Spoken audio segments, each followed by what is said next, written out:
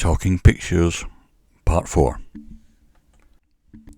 So we've got this guy here standing on, he's about near to a third in. The bright light and gap is near to centre, and then we get another third here to just give it a balance. The shadows angling here, he's standing very straight, no angle to him this time, and that's important. Very slight tilt on the head, and he's looking into a bright future.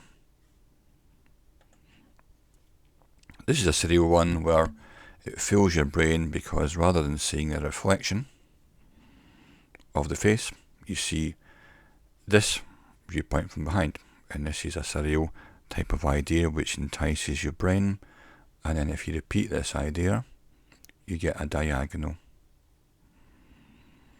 And the bowler hat adds to the interesting surrealness, and these people are in picture frames or in mirrors.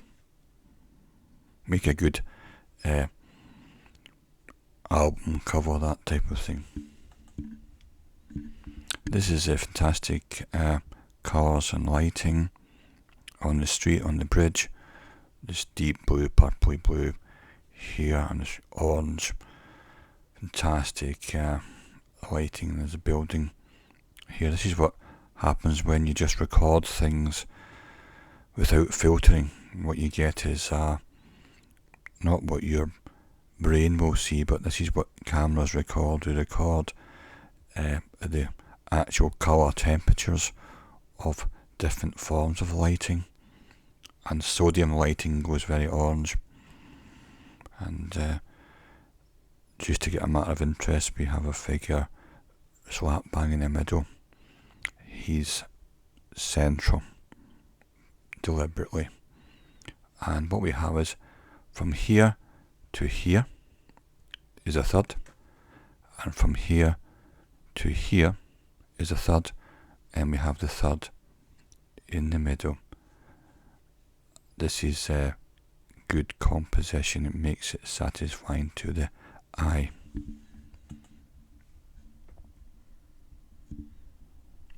So what we have here is 1/3 section, 1/3 section, and a central third section. So a third, a third, a third. And this is all about posture and confidence. And these people are very sure of themselves. And her friend or business associate have a similar status to her. So people choose their friends to look similar to them, have similar values, similar status. That's the story there. And clearly the direct look means she's not lacking self-confidence, and this woman is admiring her, and so is this bloke. So these people are well on trend. This girl, lady, woman, clearly not lacking in self-confidence, and she's sitting on the third, approximately 2/3 from there, and a third. So she's sitting on the third, and we get the depth as it graduates. The differential focus means that she pulls the focus with the sharpness, and then it goes gradually out of focus into the background. Now, if that wasn't the case, this ornate structure here, interior, would start to dominate too much. It would be like very jazzy wallpaper. So we pull this out of focus, but we get the context, but this means we get the contrast of the sharpness. And what happens here, you run along like this, and this leads you up to her eyes. A kind of movement like that. So this is a posture which draws your attention up here, and you probably run down here like that. Mirrors are always very good for images and photography and all that type of thing, and you can play all sorts of tricks with them. The person looking into the mirror could be looking into someone who's got a different posture, but you can also just play it straight. She's looking into her own eyes in the reflection, and the reflection's looking at the viewer, not this woman. It's her reflection that's looking at you. And this is about fitness and health, where you're looking.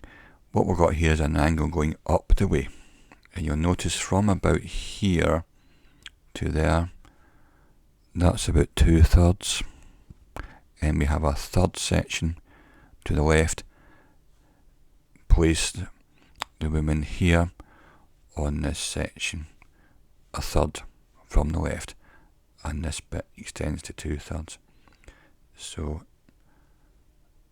this means, and the angle is looking up the way, no eye contact, serious exercise, looking into the distance, and an upward angle means that you're getting a stronger posture.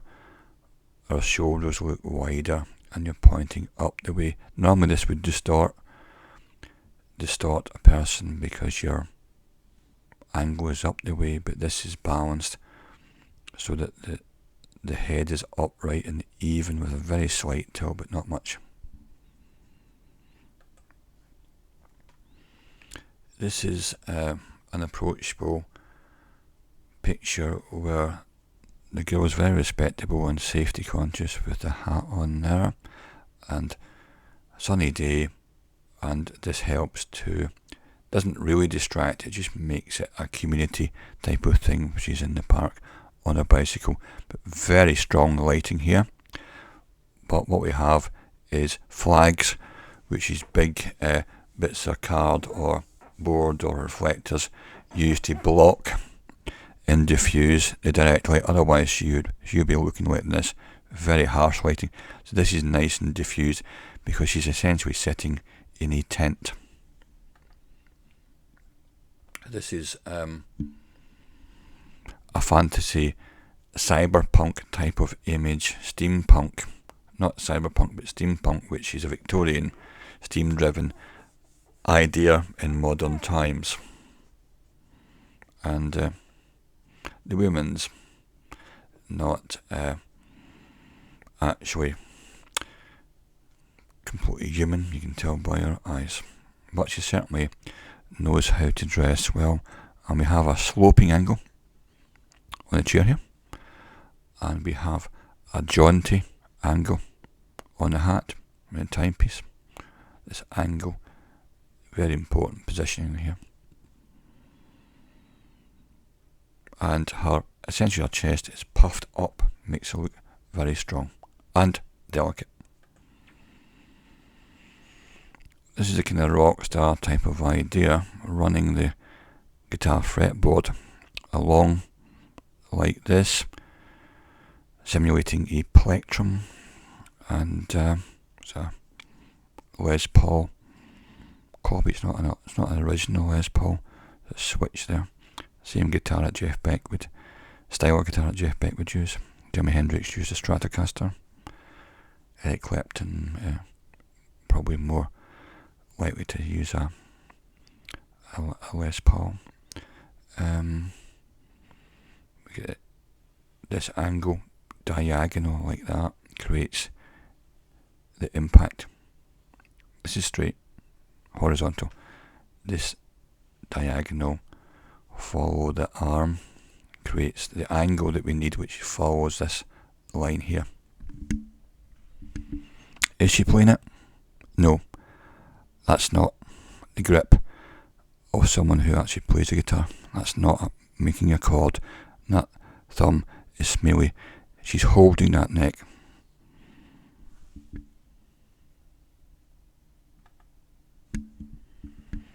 This is a shoulders back situation where this woman is very self-confident, and a lot of this is done by having fantastic hair and just the right amount of emphasised eye makeup good strong eyebrows, unusual for a woman to have such dominant eyebrows in this way, and nice angle here, posture, angle, angle, angle, and this is the posture of someone who's successful. This is a very amazing trawler, little boat, not big enough to be a trawler, but it's a little fishing boat with a galley and the wheelhouse. Fantastic working boat in great condition, so well maintained. Radar things there. No mobile phones in sight. I don't really like mobile phones myself. They get in the way of a good story, they get away in the way of everything, but I know the phones are handy.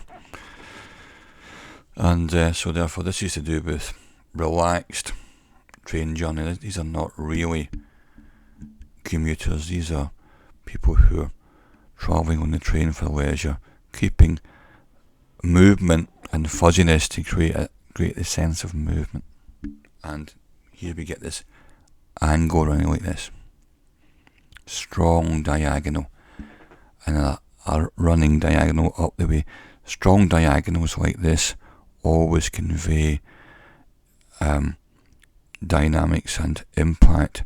This guy's striding this way where everyone else is casually walking. He's walking with much more purpose. Duntoker Castle, dramatic sky. This actually looks better in black and white. Again, this is the golden section point intersection,